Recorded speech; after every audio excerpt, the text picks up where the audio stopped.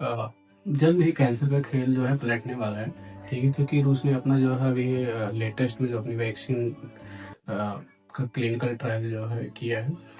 इस वैक्सीन का नाम है एंट्रोमिक्स और ये जो है ईएमआरएनए आधारित एक वैक्सीन है, जिसमें मरीज के जो ट्यूमर होते हैं उसके जो जेनेटिक प्रोफाइल होता है, अलग-अलग प्रोफाइल के हिसाब से उनकी जो जेनेटिक प्रोफाइल होती है, उस हिसाब से इस वैक्सीन को पर्सनलाइज़ किया जा सकता है, ठीक है? और जिस हिसाब से जिसका जो ट्यूमर या उसका जो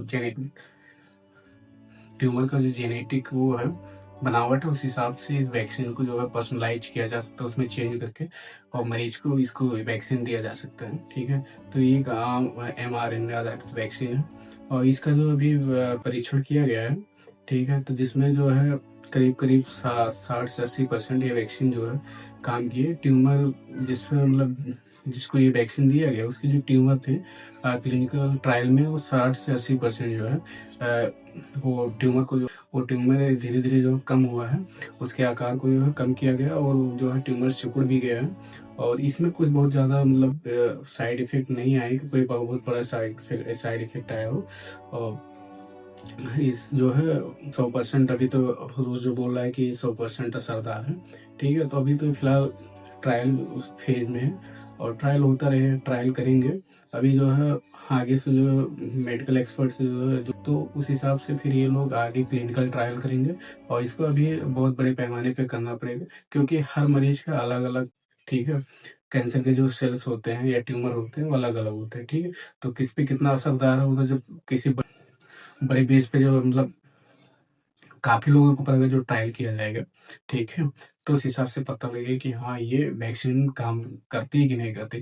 क्योंकि अभी ये कुछ जो है कुछ में किया गया, कुछ में ट्रायल किया गया, बहुत ज़्यादा बड़े पैमाने पे नहीं किया गया, अभी छोटे पैमाने पे है। लेकिन अभी ये जब बड़े पैमाने पे इस ट्रायल को किया जाएगा, तो उसके बाद क्योंकि अभी ये जो है कुछ 2 तरह के जो कैंसर के जेनेटिक है प्रोफाइल उनके ऊपर किए गए। एक कोलेस्ट्रॉल कैंसर होता है उस पे, ठीक है? ये कैंसर की जो जेनेटिक है, इन दोनों पे जो है इसका वो किया गया इस पे जो है ये वैक्सीन 100% काम की है, ठीक है?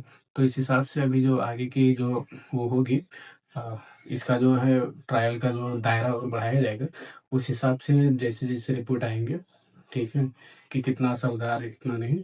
तो जब ये बड़े पैमाने पे किया जाएगा, हर तरह के मरीजों के ऊपर किया जाएगा, तब इसका जो है सफल जो ट्रायल होगा, उस हिसाब से फिर ये मार्केट में जो है, ये वैक्सीन लॉन्च होगी और उसके बाद ये सबको दिया जाएगा। और सही बहुत बड़ी चीज़ है कि जो अभी ये वैक्सीन आई है और एक हिसाब से मतलब एक कैंसर मरीजों के लिए एक आशा की किरण है, जिसमें क्या होता है कि कैंसर के जो मरीज़ हैं, वो लोग ऐसे सोचते हैं कि अब बस करो कैंसर हो गया तो अभी कुछ होना नहीं है।